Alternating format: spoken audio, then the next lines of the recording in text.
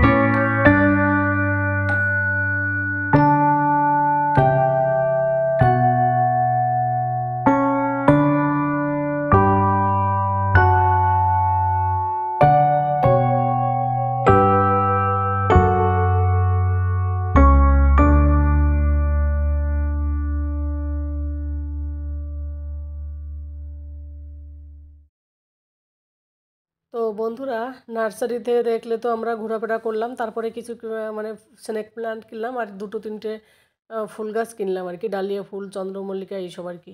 বেশি আর কিনিনি, যেহেতু আমাদের এখানটায় যে ঘরটায় থাকি বেলকনি টাইপের কোনো কিছুই নেই, ওই জন্য রাখতে অসুবিধা হবে, শুধু ছাদে যেতে হবে। আর ছাদে যাওয়া বড় কথা না, 4টে সিঁড়ি বেয়ে ছাদে যেতে সত্যি মানে অসুবিধা আছে আমার। আর যদি দুটো সিঁড়ি হয় ছাদে যেতে অসুবিধা হয় না। তো কেনাকাটা কমপ্লিট করে এখন আমরা মলের দিকে বেরোচ্ছি। তো বন্ধুরা, আমরা বেরিয়ে পড়লাম আর নেমে গেলাম, মলের সামনে চলে এসেছি। এখানে কিছু রিলায়েন্স মানে স্মার্ট বাজার থেকে একটুখানি ঘরের কিছু জিনিসপত্র কেনাকাটা করব। আর মেইন উদ্দেশ্য হচ্ছে ছেলের জন্য যদি সান্তাক্লজের ড্রেস পাই, কারণ বড় হয়ে গেছে তো, বড় বাচ্চাদের ড্রেস এখন কম আসে এখানটায়। তো ওই জন্য একটু মলে এলাম, যদি মলে পাওয়া যায়, কিন্তু দুর্ভাগ্য বিষয় মলেও সেরকমভাবে পেলাম না। তো তারপরে দেখো অনেক কিছু কেনাকাটা করলাম, অনেক কিছু বলতে এবার না বেশি মানে মুদি বাজার বেশি আর এখান থেকে বেশি করিনি, কারণ দুর্গাপূজার সময় এতটা করা হয়েছিল, সেগুলো এখনও অনেক বাকি রয়েছে। তো যেটা যেটা দরকার সেটা সেটা নিলাম। তারপরে একটু স্টাইল বাজারে গেলাম। স্টাইল বাজারে না একটা অফার দিচ্ছিলো, বলছিল যে কুপন কাটলে নাকি 1 লাখ টাকা পাবে। আমার ছেলে বলছে, বাবা চলো চলো, আমরা 1 লাখ টাকা পাবো। তো ওর জন্য আমরা ওখানে গেলাম, গিয়ে ওখানেও কিছু কেনাকাটা করলাম। তো কেনাকাটা কেনাকাটা বলতে ড্রেস কেনার তো আর সেরকম ইয়ে নেই, কারণ এখন দুর্গাপুজোর সময় এত জামা কাপড় কেনা হয়েছে, আর এখন তো ড্রেস কেনা সম্ভব না, না এত ড্রেস কিনে কী করবো। আর শীতের সময় তো শীতের ড্রেসই আসে। আর শীত ড্রেস বাবুর অনেক আছে, যেগুলো ওর বড় হয়ে যাবে, মানে ছোট হয়ে যাবে, ও যেহেতু বড় হচ্ছে। তো ওই জন্য ড্রেস কেনার ইচ্ছে হলো না। তবু বাবুর জন্য একটা প্যান্ট নিলাম রেড কালারে, যেহেতু সান্তাক্লজের ড্রেস পাইনি। লাল প্যান্ট, লাল সোয়েটার, টুপি পরে গেলেই হবে। আর ওর পাপার জন্য একটা মানে ট্র্যাক স্যুট নিল। তো এইটা নিয়েই আমরা বাড়ির দিকে বেরিয়ে পড়লাম। আর বা তারপর লাস্টে আমরা বাড়ি চলে এলাম। পাশের বাড়ি নিমন্ত্রণ হচ্ছে বিরিয়ানি খাওয়ার, তো রাতেরবেলা ওখানে ডিনার করব। তো এসে খুব, আর সেই দুপুরবেলা বাড়ি থেকে বেরিয়েছি, আর এখন রাত 7টার সময় এলাম ঘরে। তো একটু ক্লান্ত তো হবেই না।